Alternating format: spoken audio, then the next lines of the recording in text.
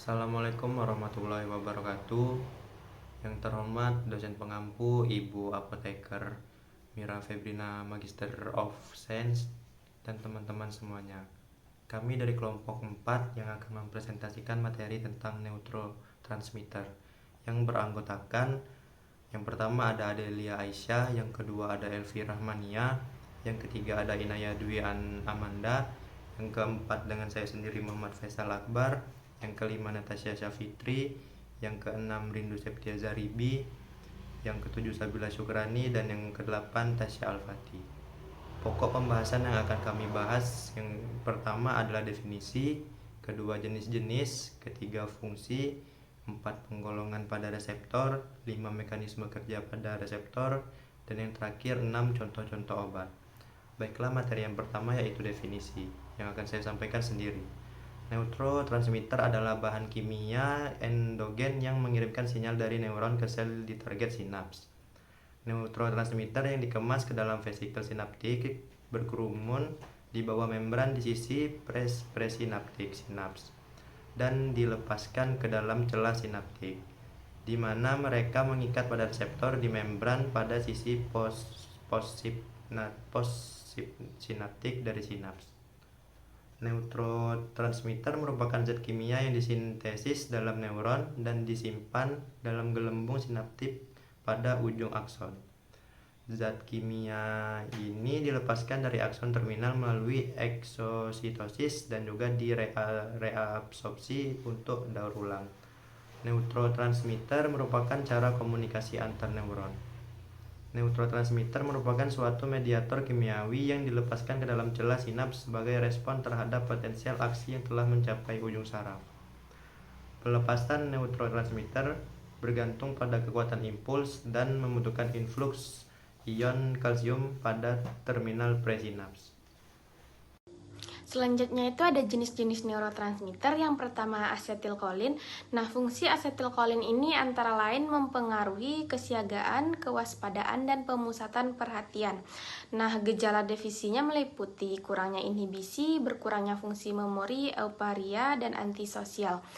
Nah, gejala berlebihannya itu antara lain overinhibisi, ansietas, dan depresi, dan juga keluhan somatik. Yang kedua itu ada dopamin. Nah, dopamin ini mempunyai peran penting dalam otak dan terlibat dalam beberapa penyakit otak misalnya seperti Parkinson. Yang ketiga ada norepinefrin, yaitu memiliki konsentrasi tinggi di dalam locus cereus serta dalam konsentrasi sekunder hipokampus, amigdala, dan korteks cerebral. Nah, gejala defisitnya itu meliputi kurangnya energi dan depresi. Nah, gejala berlebihannya itu ialah ansietas, kesiagaan berlebih, dan juga paranoid. Yang jenis selanjutnya itu ada glutamat. Ialah neuroeksitatori utama pada otak di mana hampir tiap area otak ini berisi glutamat. Gejala defisitnya itu meliputi gangguan memori dan juga low energi. Gejala berlebihannya itu bipolar affective disorder. Jenis yang kelima ada serotonin. Nah, fungsi utama dari serotonin ini adalah untuk pengaturan tidur, persepsi nyeri, mengatur mood, serta berperan dalam perilaku marah. Pada beberapa studi yang telah dilakukan itu dibuktikan bahwa pada beberapa orang dengan gangguan cemas itu memiliki serotonin transporter yang tidak normal, dan efek dari perubahan ini adalah adanya peluang terjadi depresi jauh lebih besar dibanding orang normal. Nah, beberapa penelitian juga mengatakan bahwa serotonin ini bersama-sama dengan asetilkolin dan norepinefrin akan bertindak sebagai neurotransmitter yang dilepaskan pada ujung-ujung saraf venterik. Jenis selanjutnya itu ada gamma amino acid ataupun GABA. GABA ini memegang peran penting dalam gejala-gejala gangguan jiwa. Fungsi utamanya itu ialah menurunkan arousal dan mengurangi agresi, kecemasan, dan aktif dalam fungsi eksitasi. Jenis selanjutnya ada epinefrin, merupakan salah satu hormon yang berperan pada reaksi stres jangka pendek. Selanjutnya ada peptide. Fungsi utama peptid adalah mengatur emosi dan juga fungsi pusat reward. Selanjutnya ada endorfin, disekresikan setelah berolahraga dan saat seseorang itu mengalami nyeri ataupun cemas. Jenis selanjutnya ada glisin. Glisin ini merupakan asam amino yang mudah menyesuaikan diri dengan berbagai situasi karena strukturnya itu sederhana. Jenis selanjutnya itu ada aspartat.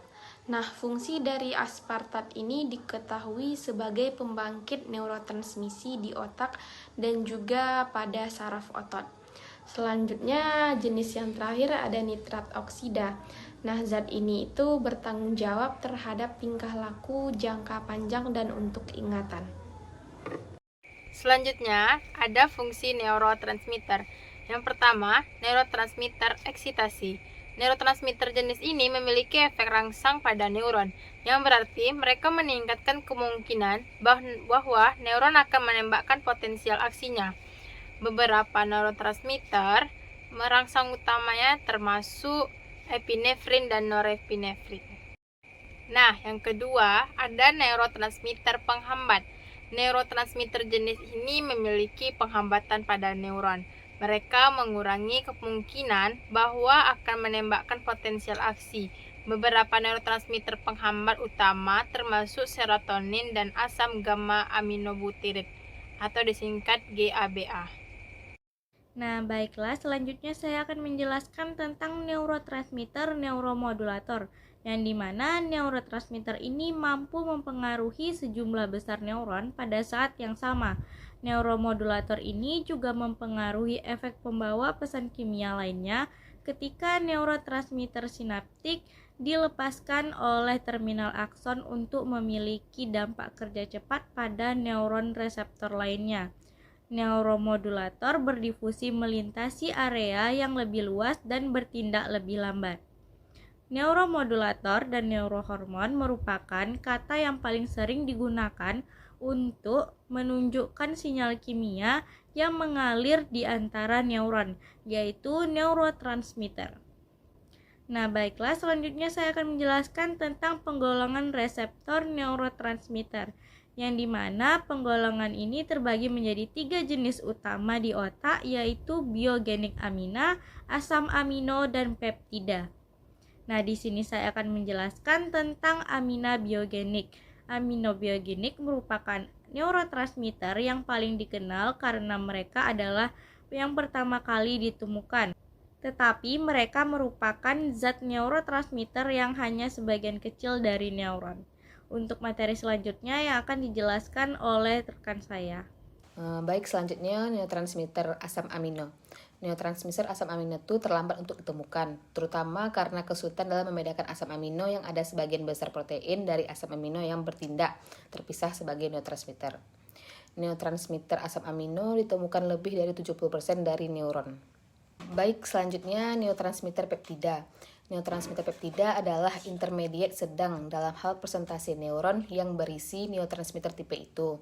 Tapi mereka jauh melampaui 2 kategori lainnya dalam jumlah yang tipis, yaitu sekitar 200 hingga 300 dari neurotransmitter dari jenis yang telah diidentifikasi. Kriteria neurotransmitter penuh telah terpenuhi hanya beberapa peptida tersebut saat ini. Baik, yang kelima itu mekanisme kerja pada reseptor yang akan dibahas oleh rekan saya. Baiklah, yang selanjutnya yaitu mekanisme kerja neurotransmitter pada reseptor. Nah, bagaimana sih mekanisme kerja neurotransmitter pada reseptor ini? Jadi proses neurotransmitter ini berawal dari neuron mensintesis zat kimia yang akan berfungsi sebagai neurotransmitter, yang kemudian neuron ini mensintesis neurotransmitter yang berukuran lebih kecil pada ujung-ujung akson dan mensintesis neurotransmitter yang berukuran lebih besar atau disebut dengan peptida pada badan sel. Selanjutnya, neuron mentransportasi neurotransmitter peptida ke arah ujung-ujung akson. Neuron tidak mentransportasikan neurotransmitter yang berukuran kecil dikarenakan ujung-ujung akson adalah tempat pembuatannya. Nah, potensial aksi berkonduksi di sepanjang akson. Potensial aksi pada terminal postsinaptik menyebabkan ion kalsium dapat memasuki neuron. Selanjutnya, ion kalsium melepaskan neurotransmitter dari terminal possinaptik ke celah sinaptik. Nah, molekul neurotransmitter yang telah dilepaskan ini berdifusi, lalu dia akan melekat dengan reseptor sehingga dapat mengubah aktivitas neuron possinaptik. Yang selanjutnya, neurotransmitter ini melepaskan diri dari reseptor. Neurotransmitter dapat diubah menjadi zat kimia yang tidak aktif tergantung pada zat kimia penyusunnya. Molekul neurotransmitter dapat dibawa kembali ke neuron prasimatik untuk didaur ulang atau dapat berdifusi dan hilang pada beberapa kasus. Kemudian vesikel yang kosong akan ditransportasikan kembali ke badan sel. Dan neuron possinaptik ini akan melepaskan pesan-pesan umpan balik negatif yang akan memperlambat pelepasan neurotransmitter baru oleh neuron prasinaptik. Baiklah, yang selanjutnya itu ada mekanisme kerja obat pada reseptor dan contoh-contoh obatnya yang selanjutnya akan dibahas oleh rekan saya. Baik, selanjutnya itu ada agonis adrenergi. Agonis adrenergi ini merupakan suatu obat yang memacu atau meningkatkan syaraf adrenergi.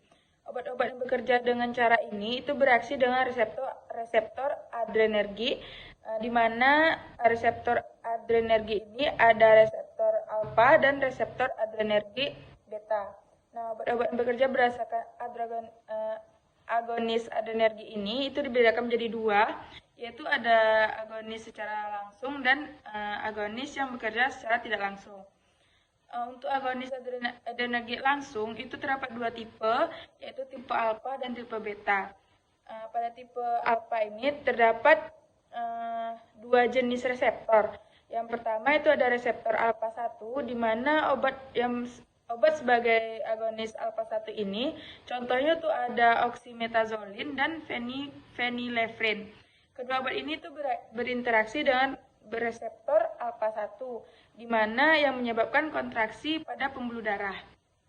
Selanjutnya itu ada reseptor alfa 2. Obat yang bekerja sebagai agonis alfa 2 ini itu contohnya ada clonidin, di mana obat ini berinteraksi dengan reseptor alfa 2 yang mengakibatkan penghambatan pelepasan norepinefrin oleh ujung syaraf simpatik yang kemudian itu akan menyebabkan penurunan tekanan darah. Selanjutnya itu ada reseptor beta 1. Reseptor ini kebanyakan berada pada jantung. Sebagian ada obat sebagai agonis beta 1 ini itu contohnya debutamin. Reseptor ini kebanyakan bekerja pada jantung. Selanjutnya itu ada reseptor beta 2. Reseptor ini terdapat pada otot polos uterus dan pada bagian pernapasan. Contoh obat agonis beta 2 ini itu ada terbutalin. Selanjutnya itu ada agonis adrenergi tidak langsung, di mana obat golongan ini bekerja dengan meningkatkan kadar norepinefrin pada celah sinaptik. Peningkatan kadar norepinefrin ini dapat dilakukan dengan dua cara, yaitu dengan cara melepaskan cadangan norepinefrin pada vesikel, dan yang kedua itu dengan cara menghambat reuptake norepinefrin menuju ujung saraf. Obat-obat yang bekerja secara tidak langsung ini itu dibedakan menjadi dua macam berdasarkan kedua cara tadi, yaitu yang pertama pada obat-obat akan memacu ujung saraf untuk melepaskan cadangan norepinefrin. Hasilnya itu yaitu konsentrasi norepinefrin pada celah sinaptik akan meningkat. Contoh obatnya yaitu amfetamin, efedrin, dan fenipropanolamin. Yang kedua itu ada cara obat-obat itu bekerja dengan menghambat pelepasan kembali atau bisa disebut dengan reuptake norepinefrin kembali menuju ke ujung saraf, sehingga itu akan mengakibatkan konsentrasi norepinefrin pada celah sinaptik meningkat. Contoh obatnya itu ada imepramin dan desimpramin. Perkenalkan, nama saya Elvi Rahmania dengan NIM 2201013. Di sini saya akan melanjutkan tentang mekanisme kerja obat pada reseptor neurotransmitter dan contoh obatnya yang kedua, yaitu ada antagonis adrenergik. Antagonis adrenergik merupakan obat-obat yang kerjanya menghambat kerja atau efek neurotransmitter utama, yaitu norepinefrin. Obat golongan ini juga disebut dengan adrenolitik. Penghambatan efek dari obat-obatan ini kebanyakan dengan cara memblok reseptor adrenergik, maka dapat juga disebut dengan blocker. Obat-obatannya dapat dibagi berdasarkan kerja terhadap reseptornya. Untuk yang pertama yaitu ada alpha-1 blocker. Obat ini bekerja dengan cara memblok reseptor adrenergik tipe alpha-1.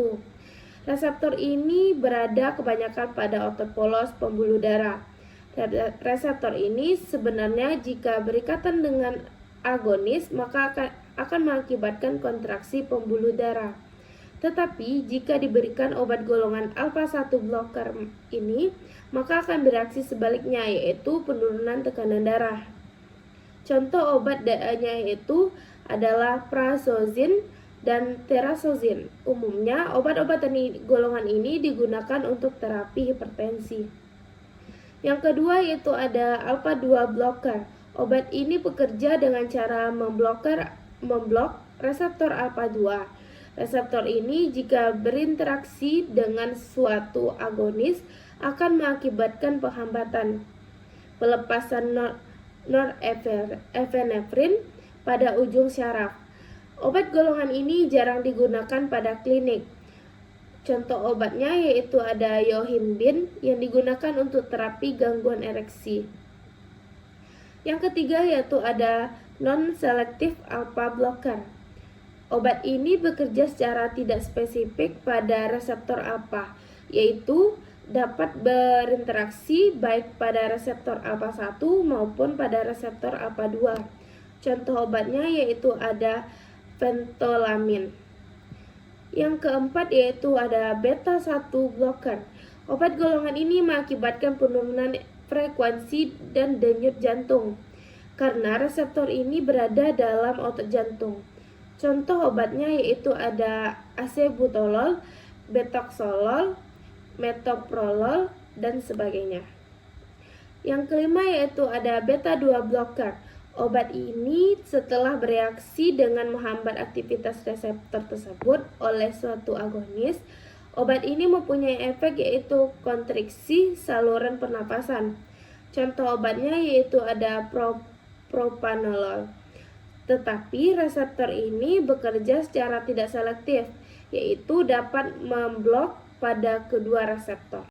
Baik, kesimpulan dari materi yang sudah kami sampaikan yaitu neurotransmitter adalah senyawa kimia yang digunakan oleh neuron untuk berkomunikasi satu sama lain dari dalam sistem syaraf.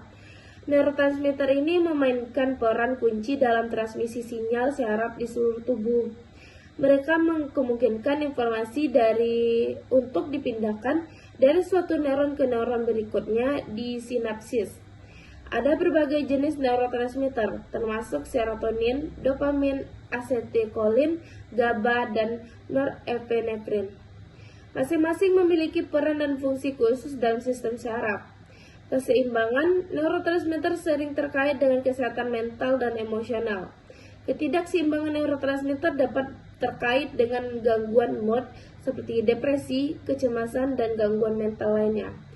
Produksi, pelepasan, dan pengaruh neurotransmitter adalah proses yang sangat teratur.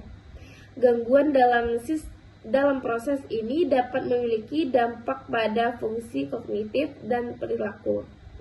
Zat-zat tertentu seperti obat-obatan psikoaktif dapat mempengaruhi neurotransmitter, mengubah persepsi dan respon tubuh terhadap rangsangan.